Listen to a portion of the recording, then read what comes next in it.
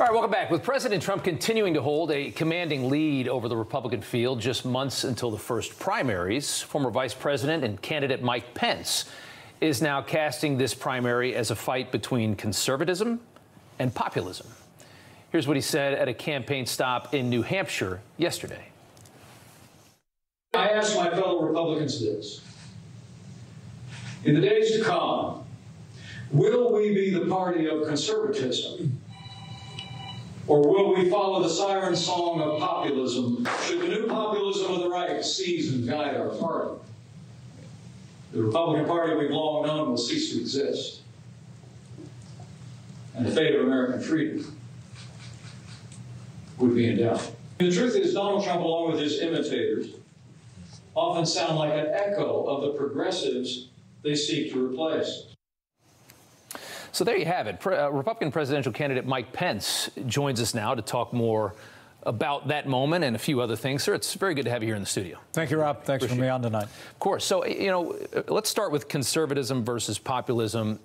Give me your definition of both and why you say it's so dangerous what populism is. Right. Well, first, look, I'm running for president because I think the country's in a lot of trouble. Yeah, clearly. I think Joe Biden has weakened America at home and abroad. That disastrous withdrawal from Afghanistan has unleashed the enemies of freedom around the world, and wars raging in Eastern Europe. China continues to menace.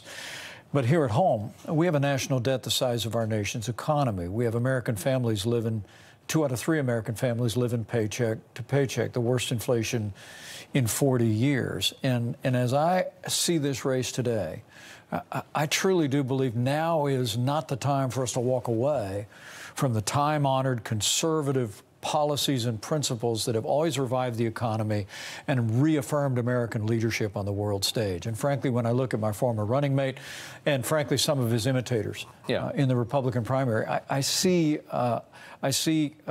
candidates that are talking about walking away from America being the leader of the free world. They're ignoring the national debt crisis facing our children and grandchildren, and frankly trying to marginalize the right to life. But as I think the most consistent conservative in this race, I want people to know that if I'm a standard bearer, if I'm a candidate in the fall, if I'm president of the United States, we'll govern on that strong conservative agenda. You can't argue, though. I mean, this movement is dominating the party at this point. I mean, the numbers don't lie, right? And with all due respect, I'd say some people would say that you're telling tens of millions of people that the way that they feel is wrong. The majority of the party, that the way that they feel is wrong. Well, first, I would tell you it's still very early. It was just Labor Day a little bit earlier this week, Rob. And I think the official launch of the election season is underway. We had a great Labor Day long weekend in New Hampshire, back in Iowa this Monday.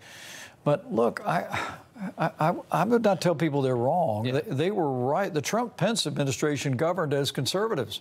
We rebuilt our military. We stood with our allies. We stood up to our enemies. We were willing to use military force to prosecute our interests. Now the former president and frankly, others in this field are talking about walking away from standing with and providing support for Ukraine as they seek to repel a Russian invasion. And Vivek Ramaswamy even talks about, after 2028, letting China do whatever it wants with Taiwan. And even is that your main problem with populism as it stands in this year, 2023? I think it begins there, but frankly, as a new grandfather, we had 3 granddaughters in the last 2 years.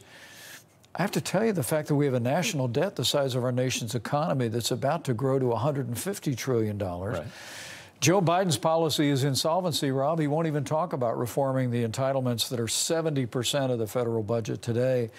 But frankly, former President Trump and others in this field are also unwilling to even talk about bringing common sense and compassionate reforms that will save these programs for seniors today, for people that will retire soon, and reform these programs for younger Americans. You don't think Trump is worried about the national debt? You don't think he's concerned with the debt? Well, look, he's made it clear that Joe Biden's policy is that he won't even discuss reforming these programs. Right. The former President Trump has said we won't touch them, we won't change a penny. Look, if we don't do anything about what's happening with Social Security and Medicare, there's going to be mandatory cuts in the next last 8 to 10 years.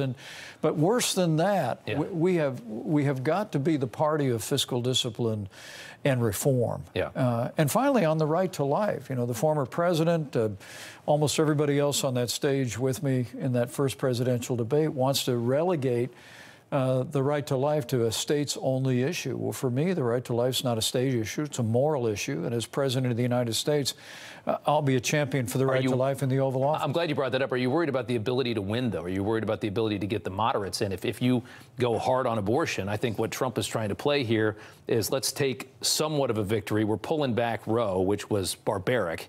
We're getting it back to at least something sensible, something like the European model we've seen in other countries like that. But we're not going to go so far as to abandon the middle and lose in 2024. Yeah, well, look, I actually believe that standing for the right to life is more important than politics.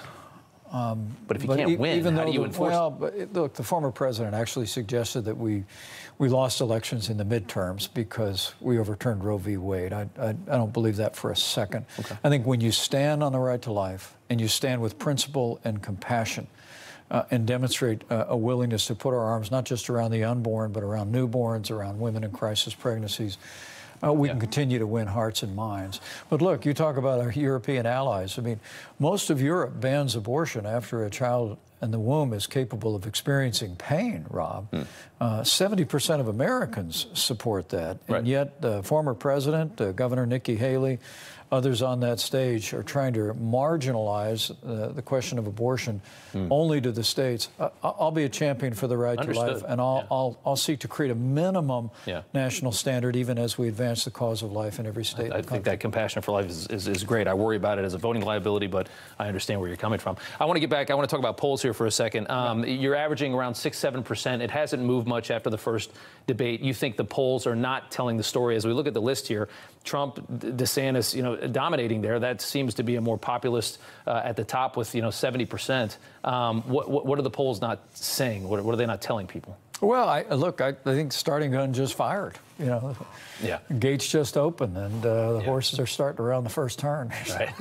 So what's your plan? This isn't my first rodeo. No, I get it. I mean, I get it. But I'm convinced, and frankly, a lot of our canvassing in Iowa has me running very consistently second place. Really? To the president, sure. And But the only poll that counts is going to be that caucus on January 15th and the New Hampshire primary that follows and all the primaries that follow. And I'm just convinced that Republican primary voters know that we desperately need new leadership in the White House to turn this country around, to secure our border, revive our economy, support our military, stand for our values and liberties.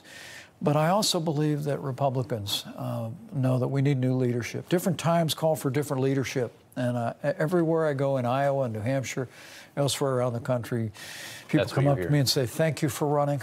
Thank you for your service to the country. And we're going to continue to work our hearts out to earn the support of the American people and turn this country around. Mr. Vice President, always good to have you on. And thank you for coming here in the studio. We appreciate it. Good to see you. Thank you, Rob. Good to see you again. All right.